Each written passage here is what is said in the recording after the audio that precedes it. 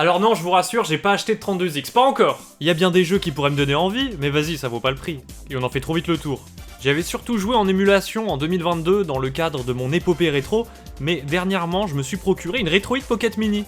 Pour jouer, à de la Saturn surtout, mais avant de me lancer dans cette vraie ludothèque 32 bits, j'avais envie de revoir mes standards à la baisse, pour la kiffer encore plus. Alors avant, j'ai joué à la Saturn Low Cost. J'ai nommé la 32X. Quelle idée à la con quand même, cette extension. Fallait se concentrer sur une seule et vraie machine 32 bits plutôt que devoir se reposer encore sur notre cher Mega Drive. Ça me rappelle un peu ce qu'on se disait dans ma vidéo sur Atari. À l'époque, le concept de génération de consoles était pas encore totalement assimilé. Dans les années 80, c'était pas automatique qu'on abandonnait une machine pour passer à la suivante. Mais en 94, normalement si. Et pourtant, Sega continuait de nous sortir des extensions pour essayer de prolonger la vie de la Mega Drive. Bon, je vais pas vous raconter toute l'histoire, vous savez déjà que ça découle des disputes entre Sega Japon et Sega US. Moi, je suis là pour vous dire ce que je pense des jeux. Pas de console porn cette fois-ci, vu que j'ai aucun hardware originel à vous montrer. Comme je vous ai dit, là j'y jouais en émulation portable pendant mes vacances. Donc c'est pas les meilleures conditions pour kiffer au maximum, mais sur 32X, on n'est pas sur de grosses aventures solo. C'est du gameplay arcade, donc ça se prête bien à des petites sessions en déplacement. Et puis, j'aime bien redécouvrir une ludothèque dans d'autres conditions. Nos goûts évoluent, et parfois très vite. C'est pas parce que j'ai pas kiffé une plateforme il y a 3 ans que j'aurai nécessairement le même avis aujourd'hui. Il y a des machines comme la Nintendo 64 par exemple, j'avais du mal avec plein de jeux quand je me la suis procurée. Mais en la rebranchant, au moins une fois par an, bah tu t'y fais, et tu y prends goût. Alors si vous êtes curieux, vous arrêtez pas forcément à votre première appréciation. Parce que moi, le 32X, en y rejouant, eh ben j'ai pas trop changé d'avis en fait. Mais je vais quand même vous en parler. En 1994, on pouvait se choper une cartouche de Space Harrier. Quand t'as goûté aux versions 16 bits sur Mega Drive ou PC Engine, c'est sympa d'avoir une version salon aussi proche de l'arcade, avec une bonne sensation de profondeur grâce au zoom plus fluide. Bon après le jeu avait presque 10 ans déjà. Vous imaginez aujourd'hui devoir attendre 10 ans pour qu'un jeu arcade ait une version suffisamment proche en salon? Le parallèle qu'on peut faire c'est plutôt console de salon et portable. Il faut à peu près 10 ans pour qu'un jeu salon tourne aussi bien sur portable. Et encore ça va de plus en plus vite maintenant.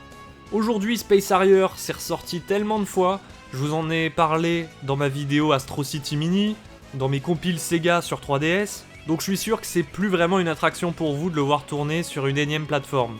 Mais gardons en tête que ça reste un des jeux les plus fun du 32X. Doom! Là, on a bien un jeu avec des allures de 32 bits. Un FPS qui tourne assez bien franchement. C'est vrai qu'il est pas en full screen, mais ça c'est plus dérangeant en vidéo qu'en jeu. Une fois que t'es dedans, t'es dedans. Même si la fenêtre est petite, tu fais plus gaffe. Dites-vous que c'est même plus fluide que la version Saturn. Donc je suis surpris que ça soit même plus jouable avec la manette Mega Drive. Avec une croix et 3 boutons, ils trouvent le moyen de te faire straffer, ça le fait. Mais l'autre souci que les gens relèvent, c'est les bip bip qui servent de bande son. Ça fait cheapos. Faut se mettre du gros son dans ses écouteurs à la place. Mais ouais, bon exemple de jeu qui n'aurait pas pu tourner tel quel sur Mega Drive. À ce sujet, ça vous dit un jeu VR ? Virtua Racing Deluxe.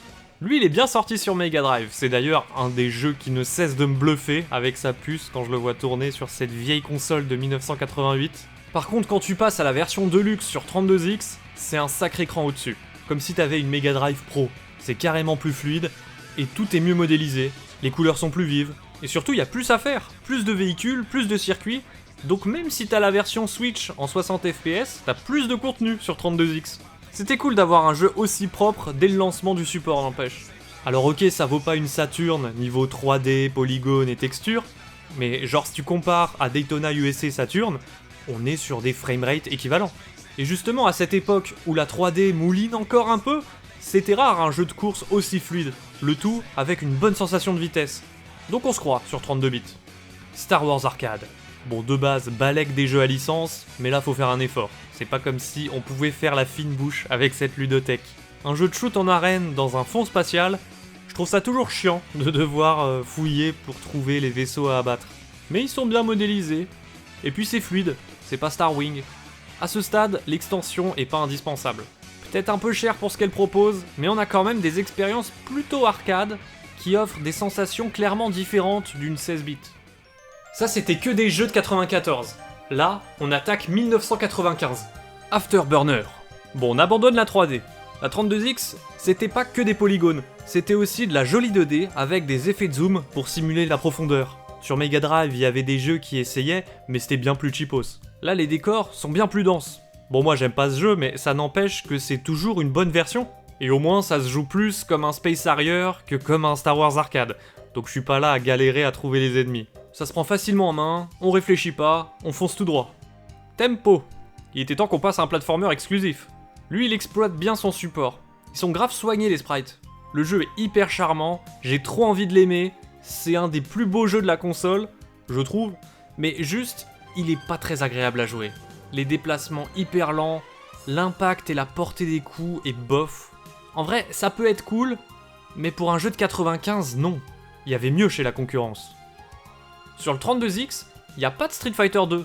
Dommage d'ailleurs. Mais il y a Mortal Kombat 2. Je suis une des pires personnes pour en parler, j'ai aucun plaisir à y jouer. Déjà à cause de la difficulté atroce, même en super easy. Mais la façon dont ça se contrôle et les bruitages horribles, j'aime vraiment pas. Plus objectivement, les persos sont assez bien rendus, il y a du détail, et je pensais qu'ils auraient moins de frames d'animation. Il y a un peu plus de couleurs que sur Mega Drive, plus d'éléments de décor. Mais bon, ça fait pas next-gen non plus. Knuckles Chaotix. Il est pas hyper apprécié, mais franchement, à l'échelle de la ludothèque 32X, ça reste un grand cru. Bon, y a rien qui fasse vraiment 32 bits, c'est des graphismes 16 bits, pas vraiment plus beaux que sur Mega Drive, à part parfois certains effets de déformation inédits, mais ils sont très rares, c'est juste de la friandise visuelle. En soi, je pense que le jeu aurait complètement pu sortir sur Mega Drive si on exclut les niveaux bonus en 3D, qui sont un peu crado, mais divertissants. En tout cas, à part ça, j'aime bien la physique qu'ils ont programmée autour de cette chaîne entre les deux persos. Ça crée des interactions originales que j'ai pas vues dans d'autres jeux. À jouer, c'est mieux qu'à regarder. Ça a l'air chiant les anneaux, mais ça permet des moves rigolos. C'est pas un jeu que j'adore, mais au final, content qu'ils aient pas juste sorti un Sonic classique. Parce que quand tu vois Sonic CD, tu te dis que ça apportait rien au jeu Mega Drive. Là, ça apporte quelque chose, mais passer la nouveauté de la découverte, tu te rends compte que c'est pas si fun que ça à jouer. Parce que la construction des niveaux n'a rien de mémorable. Souvent, tu perds ton chemin. C'est typiquement le genre de jeu où je me dis, le concept fonctionne, mais Nintendo aurait créé un meilleur level design avec cette idée. Par contre, je kiffe l'ambiance musicale du jeu. Blackthorn. Lui, c'est marrant, il est sorti sur Super Nintendo, mais pas sur Mega Drive. Donc côté Sega, fallait le 32X. Non pas que ce soit une claque technique. Alors c'est hyper rigide et le mapping des boutons est pas du tout évident au début. Une fois que t'as accepté le gameplay très lourd des cinématiques platformers de l'époque, c'est pas trop mal comme jeu. C'est même assez prenant. C'est un jeu Blizzard d'ailleurs. Je pense que c'est l'expérience solo qui m'a le plus happé, même si ça paye pas de mine. Colibri, c'est par les créateurs d'Echo the Dolphin, quand même, c'est pas rien. Mais c'est pas beaucoup mieux. Je dirais que son principal intérêt, c'est ses visuels somptueux, pour le support bien sûr. La 2D est très détaillée si on compare à de la Mega Drive de base. Et ce scrolling parallaxe, mamma mia! C'est une sorte de shooter en arène, à la Fantasy Zone, mais en moins arcade. Et le souci que je vois, c'est que je cherche trop souvent mon chemin. Ça devient vite un peu lourdingue. Dommage. C'était beau. Virtua Fighter. Bah c'est Virtua Fighter 1. Il y a moins de détails que sur arcade, mais ça se joue pareil. C'est peut-être la plus belle prouesse du 32X. Parce que lui, pour le coup, contrairement à Virtua Racing, il avait pas eu une version en 3D sur Mega Drive. C'est le jeu qui te rappelle que Sega y gérait en arcade. Et que le 32X aurait pu être une super plateforme pour porter tout ça. Mais vu son échec, il faudra se contenter d'Afterburner, Space Harrier, Virtua Racing et Virtua Fighter. Ce qui est déjà pas mal, mais à ce compte-là, autant se prendre la Saturn. La 32 bits de Sega, la plus crédible. Je me serais bien arrêté là, j'ai dit tout ce que j'avais à vous dire sur les jeux qui selon moi sont les plus pertinents du 32X, mais ce format s'appelle 30 jeux avec RM, donc je vais me forcer un peu histoire de compléter, mais c'est compliqué parce que sur le 32X, il y a genre 40 jeux, donc t'en présentes 30, t'as quasiment tout présenté, et tu présentes aussi beaucoup de jeux poubelles qui ont contribué à donner cette mauvaise réputation à la console. Donc je vous avoue qu'à partir de là, c'est des titres que j'ai beaucoup moins travaillé. Vous pouvez vous barrer maintenant, je vous en voudrais pas. Allez, après Virtua Fighter, c'est parti pour 3 jeux de baston nuls à chier. Brutal Unleashed, des animaux qui se battent, dans des décors tristes. Je préfère encore jouer à Mortal Kombat, ça fait moins peur. Cosmic Carnage, lui au moins il a des zooms rigolos, et techniquement, il tente des trucs qui auraient été compliqués sur 16 bits. Par contre à jouer, je les trouve trop lents ces gros mechas.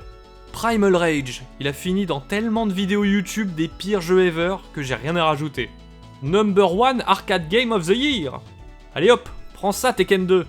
BC Racer, un jeu de karting qui fera pas suer Mario Kart. Et qui est même pas exclusif, j'y avais déjà joué sur Mega CD. Sur 32X, il a l'air quand même un peu plus fluide. Mais c'est un leurre. C'est l'émulateur en fait qui booste la vitesse. C'est bien plus lent sur le vrai hardware. Metalhead, par contre, il est méga lent et méga chiant. Merci d'avoir tenté la 3D, mais je vais retourner sur Doom plutôt. Pitfall The Mayan Adventure, il a développé un nouveau concept, c'est-à-dire qu'aujourd'hui, t'achètes une console en version pro pour gagner en fluidité.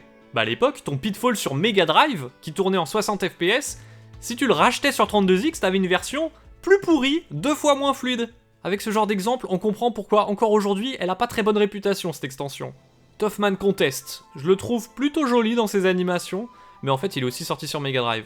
La seule diff, c'est les décors plus détaillés. Sinon ça manque de visibilité avec cet angle de caméra, à réserver à ceux qui pouvaient pas se procurer Punch-Out à l'époque. RBI Baseball 95, un jeu pour les 1% d'Américains qui me regardent. Donc les autres, respectez un peu s'il vous plaît. Puis je suis sympa, je vous ai pas mis NFL quarterback. Je vous mets du vrai football de chez nous, avec FIFA 96. Franchement, content qu'ils aient fait le terrain en 3D. Ça lui donne au moins une raison d'exister par rapport aux autres jeux de foot sur 16 bits. On reste dans le sport avec Golf Magazine 36 trous super. Qu'est-ce que c'est moche et lent. Quand tu vois Neo Turf Master tourner sur Neo Geo à côté, y a pas photo. Motocross Championship, dégueulasse aussi, même sur Super Nintendo y a plus beau comme jeu de motocross. Vous irez voir sur ma chaîne, j'en ai parlé il y a pas longtemps. Mais surtout le gros problème, c'est qu'il y a trop d'adversaires et tu passes ton temps à te les prendre. Ah, NBA Jam remonte le niveau.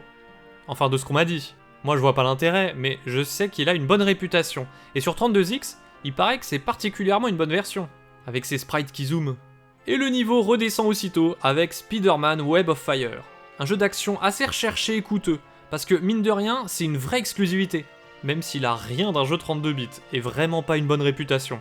Je m'attendais à pire en vrai. Le perso est réactif, et se balancer, ça peut être un peu fun. Sangokushi 4. Bon ça j'ai rien compris, c'est qu'en japonais, vu que c'est sorti qu'en japonais. Sur 32X du moins, parce qu'il y a eu une version américaine sur SNES si ça vous intéresse, les jeux de stratégie de cette époque. Et par hasard, j'ai vu qu'il était inclus dans les jeux du Switch Online si vous êtes abonné. Mais bon, revenons sur notre chère machine de Sega, avec Darkside, un shooter en arène à la Star Wars, donc forcément ça me prend la tête, mais reconnaissez qu'il est joli quand même, dans ses textures 3D. Ça n'enlève en rien que c'est chiant comme la mort. Star Trek, je vous rassure, c'est pas un autre shooter en arène.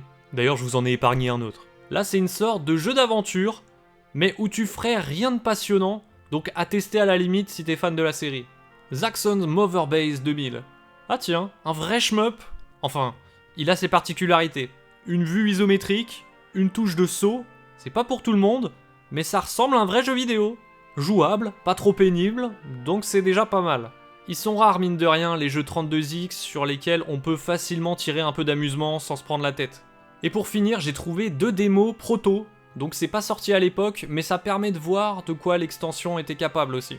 X-Men Mind Games, ça allait être un vrai beat'em all exclusif, mais il a jamais été terminé. Et même si c'est beaucoup de sprites, j'aime bien le vrai rendu 3D des zones. Ça clairement c'était pas possible sur Mega Drive. Par contre, en l'état, clairement ça manque de punch. Donc on a peut-être pas raté grand chose. Soulstar X, un remake inachevé du jeu Mega CD, qui était une belle prouesse technique, avec ce qu'il faisait en termes de scaling de sprite. Mais sur 32X, je m'attendais à ce qu'il pousse ça plus loin, avec de la 3D aussi. Mais non, ça apporte rien de plus. Et forcément, sans le CD, la bande-son est moins bien. Ça sera ma conclusion. Pour moi, le Mega CD restera la seule véritable extension pertinente et plaisante de la Mega Drive. Le 32X, c'est juste une petite curiosité pour se faire les virtuas. Si vous avez un avis différent, n'hésitez pas à le partager.